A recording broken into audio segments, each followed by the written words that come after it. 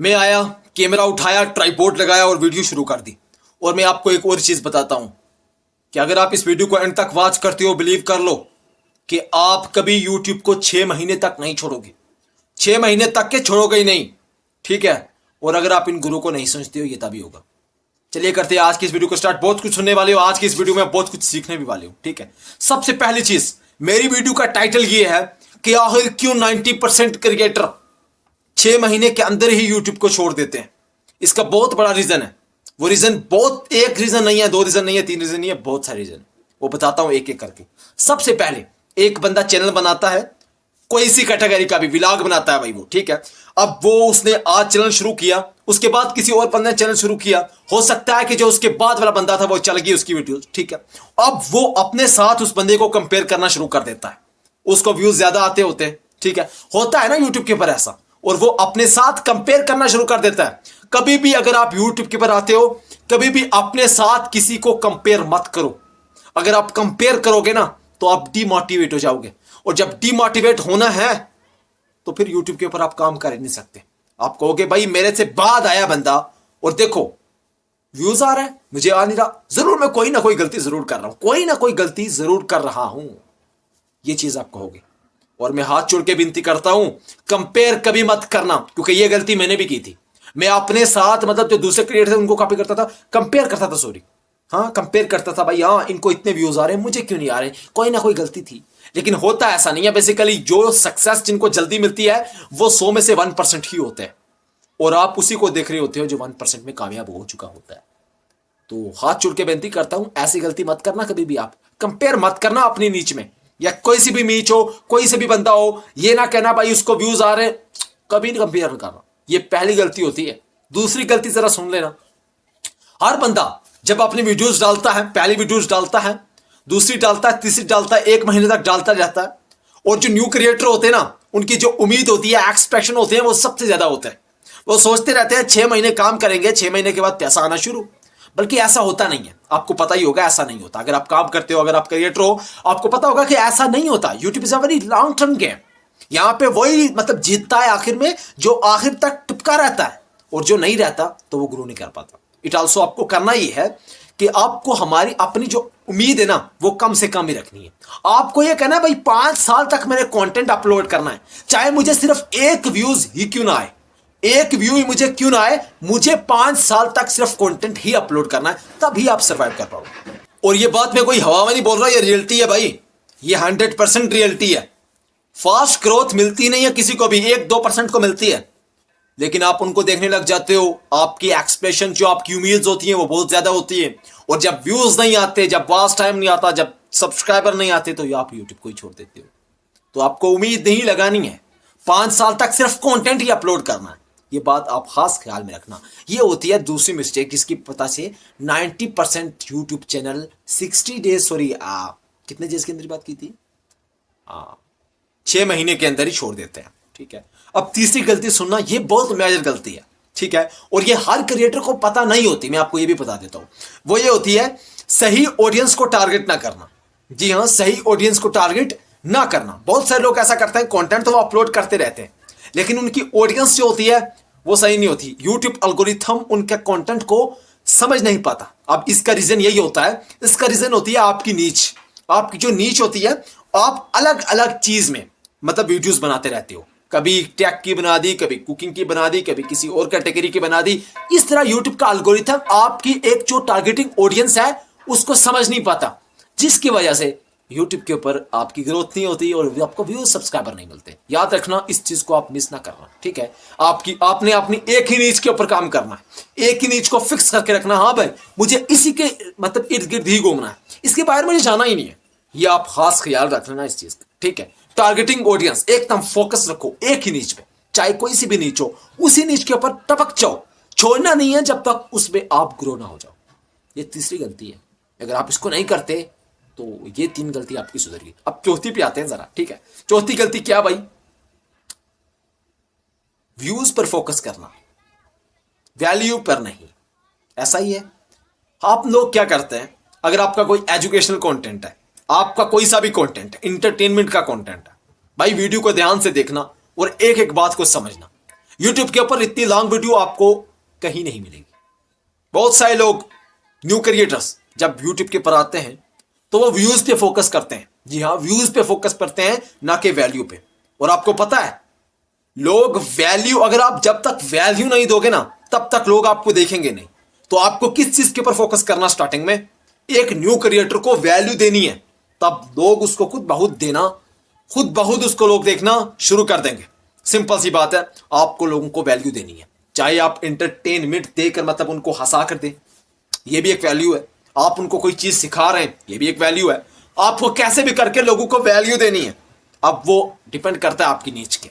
ये चौथी गलती है, व्यूज पे फोकस नहीं करना, वैल्यू पे आपने ज्यादा फोकस करना। अब इसके बाद आ जाता है कि स्किल इंप्रूव ना करना। अब स्किल कौन से हो गए भाई? हाँ जी, होते हैं स्किल भी। स्किल बताता हूं मैं आपको। देखो, अगर आप एक कंटेंट क्रिएट करते हो ना, यूट्यूब के ऊपर किसी सोशल मीडिया भी ऐप के ऊपर करते हो, तो आपको कुछ स्किल होते हैं जो कि आपको आने ही चाहिए। जैसे वीडियो एडिटिंग, थंबनेल डिजाइनिंग, मतलब आपको स्टोरी टेलिंग, बोलने का तरीका आना चाहिए। ये सब चीजें जो आपको आनी चाहिए। और जो मतलब जो न्यू क्रिएटर होते हैं ना, वो सिर्फ व्यूज के पीछे भागते हैं, इन चीजों के पीछे भागते ही नहीं है भाई। खास ख्याल रखना इन चीजों का भी, अपने स्किल को इंप्रूव करना। वीडियो एडिटिंग एडवांस से एडवांस करो, ठीक है। थंबनेल डिजाइन करना सीखो अच्छे से, ठीक है। ये सब चीजों को आपको सीखना पड़ेगा, अपने स्किल्स को इंप्रूव बनाना पड़ेगा। स्टोरी टेलिंग अच्छी करनी पड़ेगी। जितना अच्छा करोगे आप कंटेंट को, जितनी हर चीज अपनी को इंप्रूव करोगे, इतना ही लोग आपको पसंद करना शुरू करेंगे। तो व्यूज क्यों नहीं आएंगे भाई? आपको व्यूज आएंगे 100%, ठीक है। मुझे भले ही नहीं आते। अब देखिए, पांचवी चीज क्या है? पांचवी चीज है भाई जान, पांचवी नहीं बल्कि छठवीं चीज है पोर थंबनेल्स एंड टाइटल। अब बहुत सारे लोगों को मतलब ऐसे भी होते हैं जो वीडियोस डाल रहे होते हैं, लेकिन उनको ये नहीं पता थंबनेल्स किसे कहते हैं, टाइटल किसे कहते हैं। भाई thumbnail is a very important things on your video. तुम्हारी वीडियो के ऊपर थंबनेल एक बहुत बड़ी चीज होती है। थंबनेल वो पोस्टर होता है जो आप सबसे पहले देखते हैं और उसी को देख के लोग क्लिक करते हैं। और अगर आपका थंबनेल बेकार है तो सीटीआर कम जाएगा, और अगर आज सीटीआर कम जाएगा तो जाहिर सी बात है व्यूज कम जाएंगे, क्योंकि CTR is equal to views, ठीक है। सीटीआर का मतलब होता है क्लिक थ्रू रेट। अगर आप सीटीआर को इंप्रूव करते हो तो उससे पहले आपको थंबनेल को देखना पड़ेगा। और टाइटल भी बहुत इंपॉर्टेंट रोल अदा करता है अगर आपको सीटीआर को बढ़ाना है। और यूट्यूब को दो मेजर चीजें जिनके ऊपर यूट्यूब वीडियो को वायरल करता है, पहला वॉच टाइम, दूसरा सीटीआर, ठीक है। इन दोनों चीजों के ऊपर आपको काम करना पड़ेगा। सीटीआर को बढ़ाने के लिए थंबनेल और टाइटल के ऊपर अच्छी कैची टाइटल और शॉर्ट्स, जितना शॉर्ट हो सके उतना कैची टाइटल, ठीक है। और जितना कैची हो सके आप उतना कैची बनाओ उसको। ओके हो गया। थंबनेल्स और टाइटल्स के ऊपर आपको अच्छे से काम करना पड़ेगा। नाउ सातवीं चीज कौन सी है उसके ऊपर बात करते हैं। जल्दी हार मान जाना, पैशन ना रखना। ये सच्चाई है, जल्दी हार मान जाना। अब जल्दी हार लोग क्यों मानते हैं? लोगों को व्यूज नहीं आते। अब व्यूज क्यों नहीं आते? लोग अच्छा कंटेंट नहीं बनाते, ये बात है। और जाहिर सी बात है आपको क्या करना, अच्छा कंटेंट बनाना पड़ेगा और आपको पैशन रखना पड़ेगा। जल्दी हार नहीं माननी आप। मतलब 5 साल तक, मैंने पहले ही कह दिया ना, 5 साल तक आपको सिर्फ कंटेंट ही अपलोड करना है। आपको कोई रिजल्ट मिले या ना मिले, आपको क्या करना रिजल्ट के, आपका क्या जा रहा है यहाँ पे? हाँ, मतलब 2-3 घंटे आप दे रहे हो, वैसे आप नाचने में 2-3 घंटे देते हो, यहाँ पे क्या दे रहे हो? कुछ नहीं होता। ओके हो गया। आपको क्या करना, हार नहीं माननी। जितना हो सके आपको हार नहीं माननी, पैशन रखना पड़ेगा आपको, तब भी आप यूट्यूब के ऊपर सर्वाइव कर सकते हो, ग्रो कर सकते हो। 8वीं चीज की तरफ पढ़ते हैं, वो क्या है? Wrong content strategy. ये क्या भला होती है भाई? रॉन्ग कंटेंट स्ट्रेटजी का मतलब होता है आपका कंटेंट की स्ट्रेटजी अच्छी नहीं है। जैसे कि एक टॉपिक है एआई से वीडियो कैसे बनाएं, ठीक है। अब उसमें स्ट्रेटजी आपको क्या लगानी है व्यूज लाने के लिए? आपको अच्छा टाइटल लिखना पड़ेगा, अच्छा थंबनेल लगाना पड़ेगा, आपको अच्छे से वीडियो को एडिट करना पड़ेगा और सही ऑडियंस तक वीडियो को पहुंचाना पड़ेगा, तब भी सही कंटेंट स्ट्रेटजी बनती है। अब हम जरा 10वीं चीज की तरफ पढ़ते हैं। अब बहुत सारे जो न्यू क्रिएटर होते हैं, 10वीं चीज ये है कि इक्विपमेंट, जो उनकी इक्विपमेंट होती है, या ये देखिए जरा, ये ring lights, tripods and mobile phone, sorry camera, mobile phone तो होता ही है। अच्छा माइक ना होना, इक्विपमेंट का ना होना, इक्विपमेंट का बहाना होना और वीडियो ना बनाना। मतलब वो सोचेंगे भाई हमारे पास कोई है ही नहीं है, कुछ नहीं है, ट्राइपॉड नहीं है, कि अच्छा कैमरा नहीं है, माइक नहीं है, तो वो यूट्यूब को शुरू ही नहीं करते। और अगर शुरू करते तो 6 महीने के अंदर ही छोड़ देते हैं और यही सोचते हैं कि भाई हाँ हमारे पास ये चीजें नहीं है, इट ऑल्सो हम ग्रो नहीं कर पाए। इक्विपमेंट आपको जो है बहाना बिल्कुल नहीं करना, ठीक है। जो है ना भाई शुरू कर दो उससे, ठीक है। जो है माइक है, थंबनेल जो भी आपके पास मौजूद है, माइक मतलब खिड़की के ऊपर मोबाइल रख लो ना, कौन सा जोड़ी है भाई आपको लेनी है? वैसे भी कौन सा बंदा इनसे ग्रो होता है। खास ख्याल रखना, अगर आपके पास थंबनेल्स के मतलब सॉरी ट्राइपॉड नहीं है, अगर आपके पास कोई और चीज नहीं है, अच्छा कैमरा नहीं है, माइक नहीं है, तो आप बगैर उसके भी यूज कर सकते हो, अपनी वीडियोस को बना सकते हो, अच्छा क्रिएट कर सकते हो अगर आपको पता है कैसे करना है। ठीक है, खास ख्याल रखना। अगर आपके पास इक्विपमेंट नहीं है तो आप उसके बगैर भी शुरू कर सकते हो और ग्रो कर सकते हो। ठीक है, ये चीज नॉर्मल है, कुछ नहीं होता इससे। अच्छा है, आपका बोलने का तरीका होना चाहिए, आपके पास कम्युनिकेशन स्किल होने चाहिए, ये ज्यादा इंपॉर्टेंट होता है। अब हम 11वीं चीज की तरफ पढ़ते हैं, एनालिटिक्स को इग्नोर करना। अब एनालिटिक्स क्या होता है भाई, ये मुझे भी नहीं पता था जब मैंने यूट्यूब को शुरू किया था, लेकिन धीरे धीरे पता चल गया। अब एनालिटिक्स होता है भाई यूट्यूब एनालिटिक्स, जहां पे आपको आपके व्यूज दिखते हैं, आपके सब्सक्राइबर दिखते हैं, आपका वॉच टाइम दिखता है, आपका रेवेन्यू दिखता है, आपका सीटीआर दिखता है, आपका वॉच टाइम दिखता है, आपके व्यूज दिखते हैं, सब कुछ दिखता है आपको वाईटी स्टूडियो में। अब वाईटी स्टूडियो को आप प्ले स्टोर पे जाके डाउनलोड भी कर सकते हो। ठीक है, यहाँ पे आपको हर चीज दिखती है। और यहाँ पे मेन चीज जो आपको देखनी होती है, यहाँ पे इसके कहने का मेरा मतलब ये है कि आपको देखना है कि कहां पे हमारी वीडियो पे व्यूज नहीं आ रहे, कहां पे ग्राफ डाउन हो रहा है, कहां पे सीटीआर कम हो रहा है, कहां पे थंबनेल मेरा काम नहीं कर रहा, कहां पे वॉच टाइम क्यों नहीं हो रहा, भाई सब कुछ आपको दिख जाता है।